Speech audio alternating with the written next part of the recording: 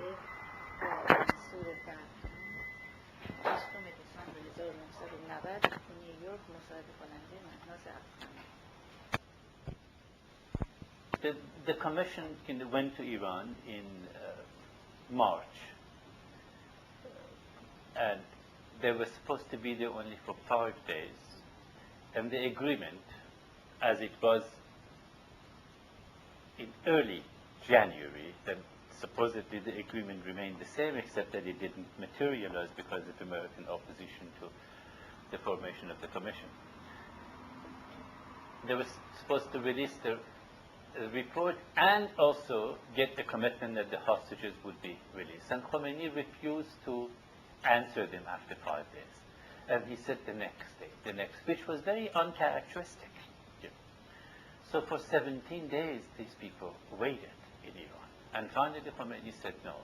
And by this time, the Iranian political scene was very sharply and intensely divided between those who wanted to release the hostages and those who didn't. And Khomeini finally took the side of the hardliners. The commission returned from Iran empty-handed, and I immediately submitted my resignation. I don't know if there was ever any I was officially introduced to the UN and all that, but I had never received anything. But nevertheless, I submitted my resignation in writing and returned to Foreign Ministry. What I continued to be, and he said, I said, this is absurd. And during this entire period, I never went inside the UN building as a delegate to the General Assembly or any committee as a delegate of Iran. I used to go to the parking lot, take the elevator and go to Waldheim's office, and go down to the garage downstairs and get out, simply because I thought, representing a country that is taking hostages is kind of absurd and degrading. So we didn't really do, we had absolutely nothing to do except this thing, and also massive requests for interviews and commentaries and so forth. And once in a while I accepted an invitation and always presented a case, but trying to remain more or less credible to the pro-Khomeini people who were watching, and at the same time trying to present a kind of a civil view of Iran and the hostage crisis, hoping. Reporting to Iran regularly? Absolutely. There was no reporting. They were on the phone talking to that. Here, suppose I was very much into, after Bani Sadr became, in February actually, while I was with, and that was another reason that made my stay here kind of interesting. I went to Geneva as the head of the Iranian delegation to the Human Rights Commission, which was very interesting, and I really enjoyed that. I was very active on behalf of the Palestinians. The Argentinians at the time were there. That's where actually I met Soledad. That was a very learning, interesting experience for me in the Human Rights Commission. When was it? It was in February in 1980. And did you have any problem with this hostage situation? Of course. It was the hostage situation. This was the real challenge. Fortunately, it wasn't presented it wasn't discussed, but informally it was present. Except that everybody could understand. We were there for about 3 weeks through formal statements, presentations, and informal contact and communication, that the hostage taking in Iran was not something that all political forces supported it. The division, some members of this delegation were there. For example, the French lawyer. I continued to be active and trying to pursue with the Algerian mission. I was in contact.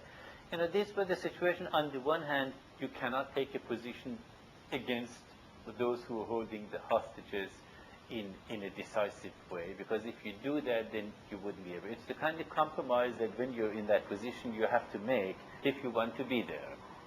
You want to make a decisive, categoric, ethical decision to disassociate yourself. That's obviously an option, but I have decided to be involved and make the necessary compromises for that period of time in the expectation of being successful. It didn't work out. It didn't pan out, and I resigned. But my entire diplomatic career was 5 months. So I resigned in April and returned to Iran a month later. How did you feel during this period? I mean, what was the mood? I was still hopeful, but every single day was a chipping away from the hope. You know, when you begin an experience with a great deal of hope and optimism,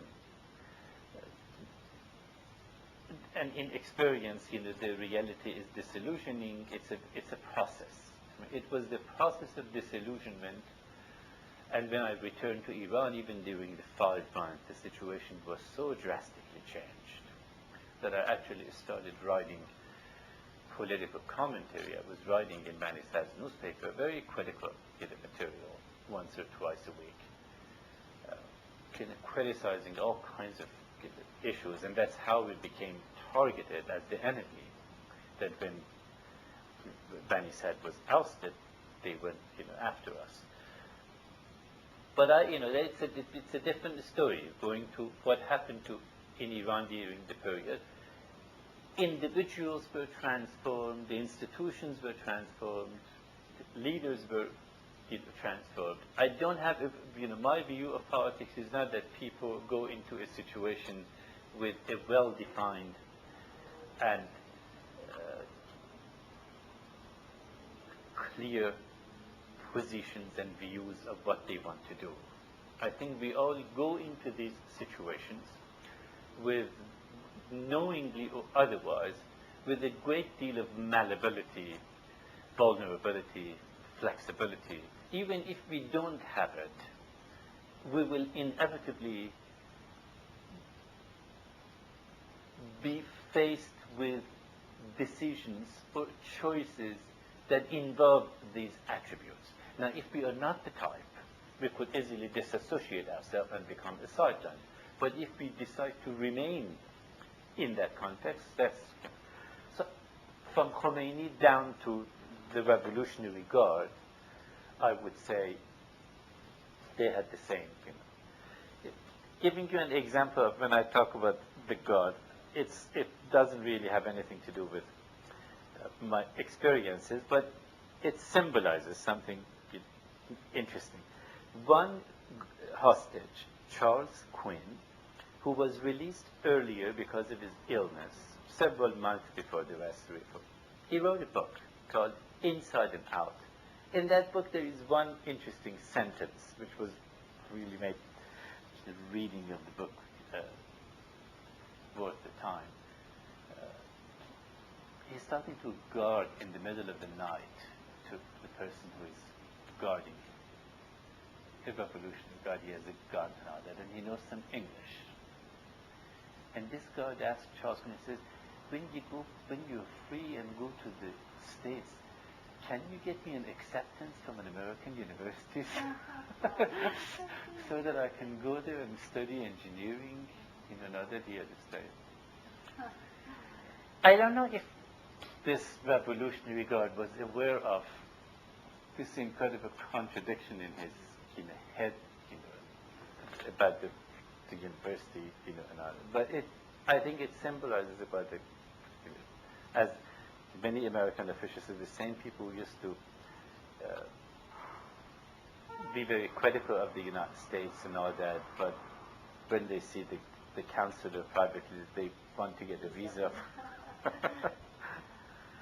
Now, when you went back, you say you saw changes. What kind of changes in terms of people? How have they changed? On one level, positions were being opened up, professional bureaucratic in the positions. And I knew a good number of people who were involved in the anti-Shah movement abroad. And then they moved into various bureaucracies with the idealistic or professional interest of taking a position. So the individuals were faced with submitting to religious authority and becoming a professional bureaucratic appointee of a reasonably high level, from the minister on down. A good number of these people, perhaps the vast majority of them, made those compromises, because what was very clear from the very beginning, that the religious people were not opposed.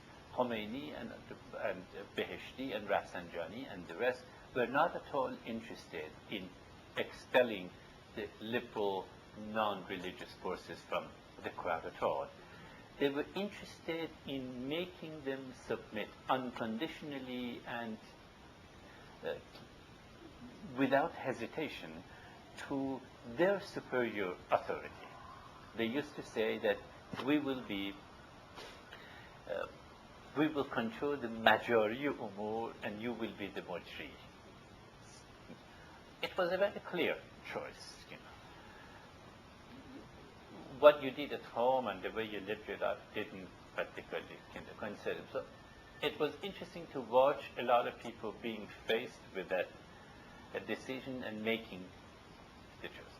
I would say here, giving you a good example, there are right now two individuals in New York, Kamal Khadrazi and Sadiq Tehrani. They have the rank of the ambassadors. They were both very close to Bazargan and Yazdi. So at some point early in the game, they found themselves in the position of whether following Bazargan and continuing the descent or becoming part of the Jumhuri. The vast majority of the people who were with Bazargan, particularly on a younger level, they deserted Bazargan. And still they constitute a very significant, perhaps the majority, of the professional bureaucratic positions of the regime up to the present time. Disintegration of the left was another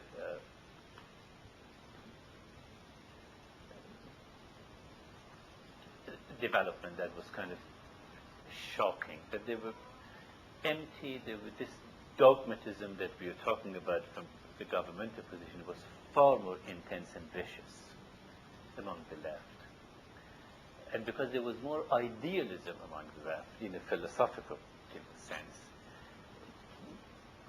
and they had no responsibility, there was no relationship between the way they lived their lives and their security and so forth and the ideas they were propagating. In fact, they were more susceptible to dogmatism and uncompromising kind of positions. That in a sense, this infatuation with international movements and international ideas, whether it was Maoism or Castroism or Andahujaism or Stalinism and all that, they were crumbling before your eyes. And again, these characters I knew personally, many of them friends, the same age or a few years younger, that they had been active abroad, and so many of them really lost their lives. Literally hundreds of these people. I can sit and really think about the names of the people that I knew as a students, and later on they found themselves before the Farhang, squads. Another very important and revealing and disappointing thing I learned during this period, that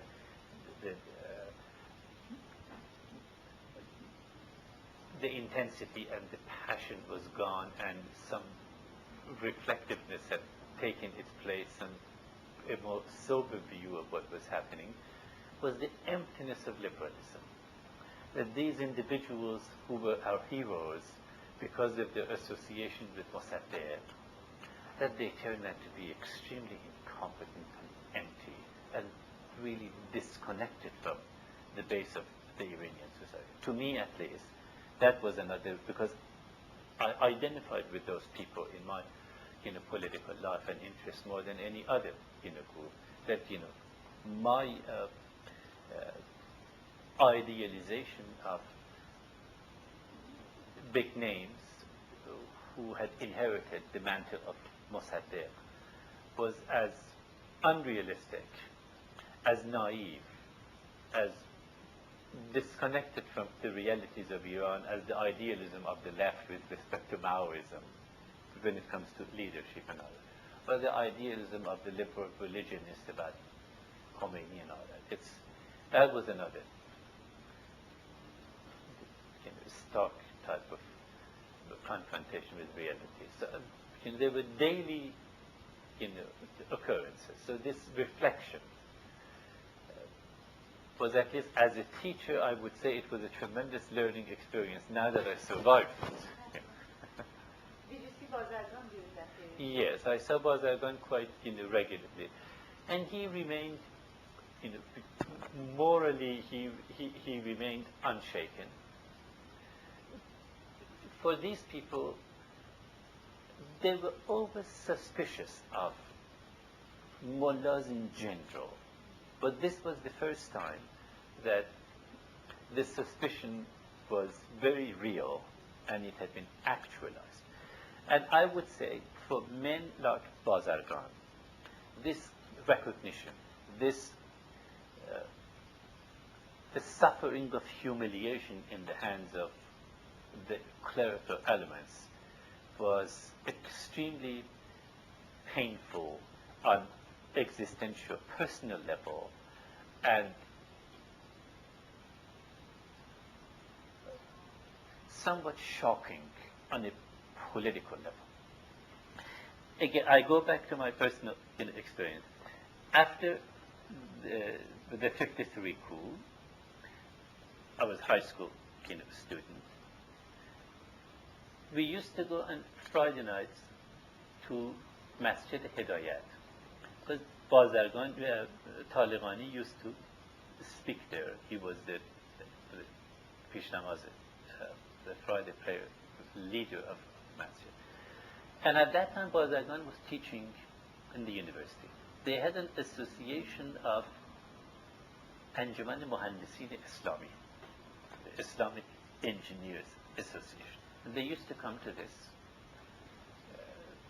to the Friday night gatherings at the mosque to take part in the prayer, and we never went for the prayer, but after that Talighani speaks, and it's really a nostalgic gathering of pro-Mossadegh forces in a mosque.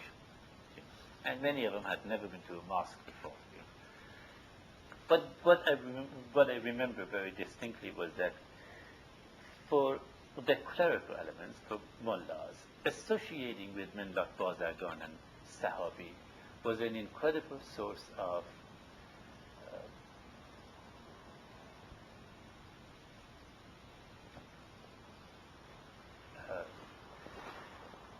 prestige, self-importance. And they were treated from that period, from 53, to the eve of Khomeini's return to Iran. These people were treated with immense respect and admiration, because it was through these people that a lot of clerical elements made connection with the middle class and gained respect. So gradually men like Bazargan and Sahabi, and even the younger ones like Yazdi and Chamran, Sabbaghian and so forth, Mointal, they were all in the same crowd, part of the same association. They had come to kind of expect the clerical elements to treat them with respect and deference, but they were just accustomed to it for all these years. That picture suddenly changed. It went through a very drastic kind of change, that they were being dismissed and disrespected, even threatened with arrest and so forth. They are still probably in the shock, but in those immediately, when it began, liberal religionists had a very tough time to adjust to this change of attitude on the part of the clerics. I remember talking to Bazagan when he was in the hospital. I went to visit him and all that. This was one point he made. He made, we never thought that these people would treat us with such disgust and nastiness, dismiss us so easily. He said, I could never anticipate and imagine that. And then what did you decide to return? I remained politically active, writing, going to still the universities. Mizan was being published, I wrote some articles for Mizan, Inqilab Islami I wrote. When I returned to Iran, the first thing I did was I wrote a long letter, about 12, 13 pages, about the hostage crisis. I issued it as an open letter to members of parliament. And I explained my view of the hostage taking, fundamentally that how it is damaging in Iran, and not only that, that was one part of the letter, and how the hostage taking is changing and transforming American politics in the interest of right-wing Republican militarists. These were the 2 points of the letter. Well, later I learned that I was far more, it was an intuitive observation, but today I have absolutely no doubt that Reagan-Bush campaign team had a connivance with Ayatollah Khomeini and the West not to resolve the hostage-taking until November 1980 election. But that is not anything that I could even imagine in my wildest dreams at the time. There actually was contact with it. Oh, absolutely. There was absolutely. It's not the kind of thing that, there's a massive amount of writing and investigation even in the Congress, like journalism, academic. It's not the kind of case that one could prove, at least not yet. Someone is, I'll tell you later that someone is actually working, that someone with credibility has been involved in investigating it for 2.5 years and would issue a book on the subject. But not at the time. Not at the time. So I wrote this letter. I took the letter to Kayhan. Yazdi was still in charge of Kayhan. So these people were not out yet. Yazdi and Shahriyar Rohani were running Kayhan. Mahmoud Da'i and Shams Al Ahmad were in Ittila. Shams, and I knew Shams from the time I was 14 and 15 years old. At the age of 14 and 15, I was, as a part of the student movement on the Mossadegh, I was a member of Niru Sefam. And Shams Al Ahmad was our Sokhangui Hose.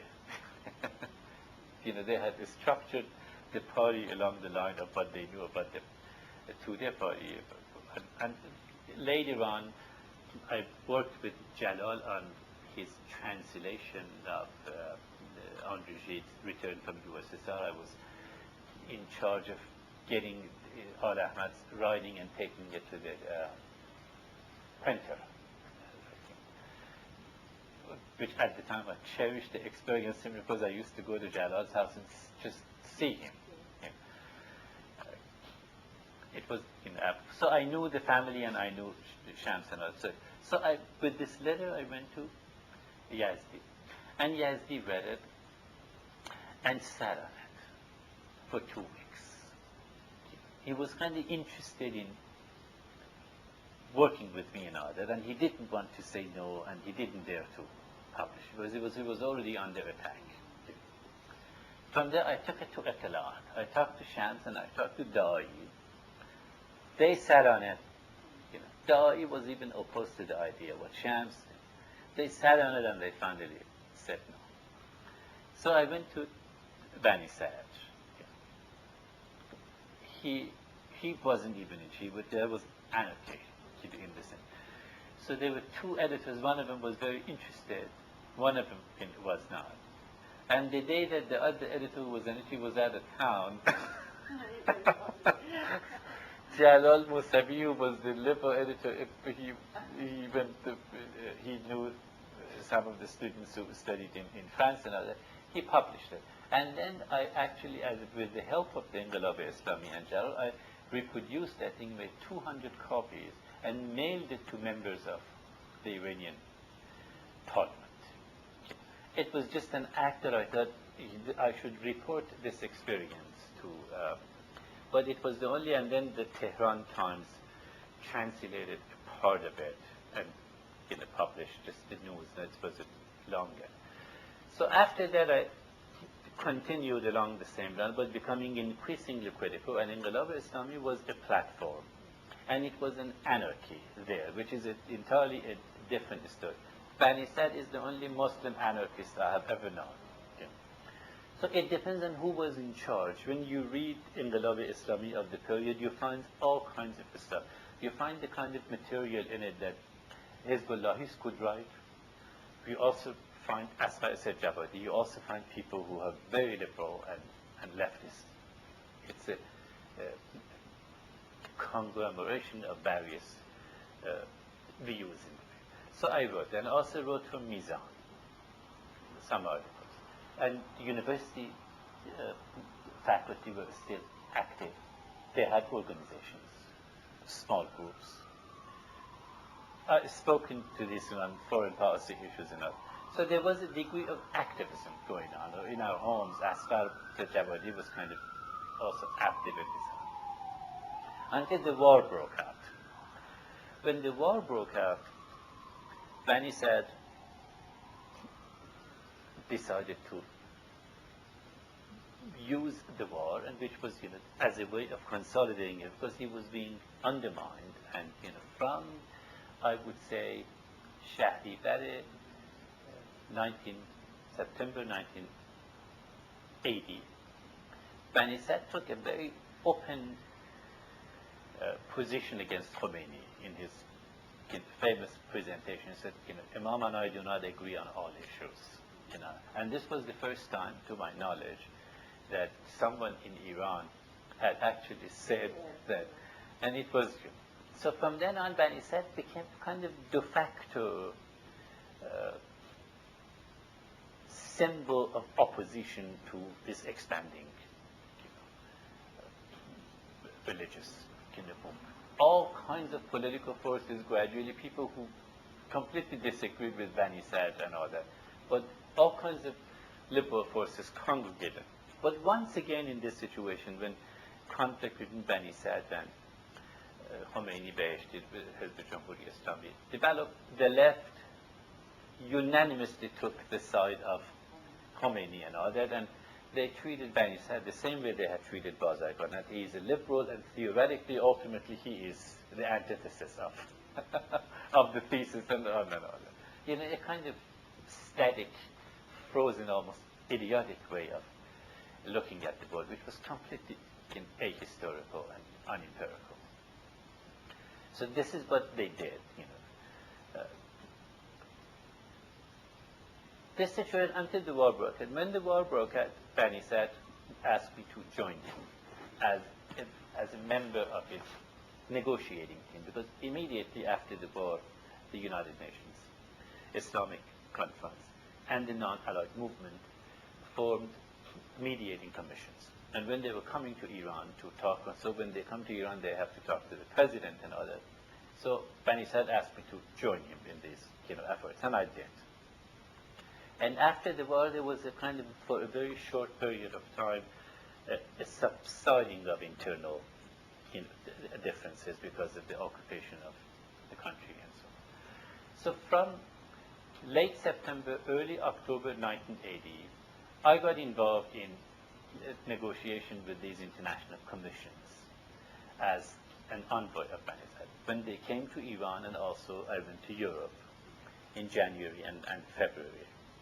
And again, largely in vain. We were asking during this entire period, we were asking for simultaneous ceasefire and withdrawal of Iraqi troops from Iran, with all these three commissions. And here it was another learning experience for me, because when these commissions came to Iran, they had to meet with the Revolutionary Council. And in the Revolutionary Council, that it was really the Revolutionary Council was at this time really abolished, but with the entire representatives of the Iranian government, and Khomeini sent his men, Majlis sent their men from the military, for Air Force and Navy, and the ground forces, as well as the foreign ministry. So there were about, the Iranian delegation were something like 15 of them, and the most important team of mediation that came to Iran was the Islamic Peace Conference, representing 12 presidents and prime ministers, Zia ul-Haq and the Prime Minister of Turkey and Secretary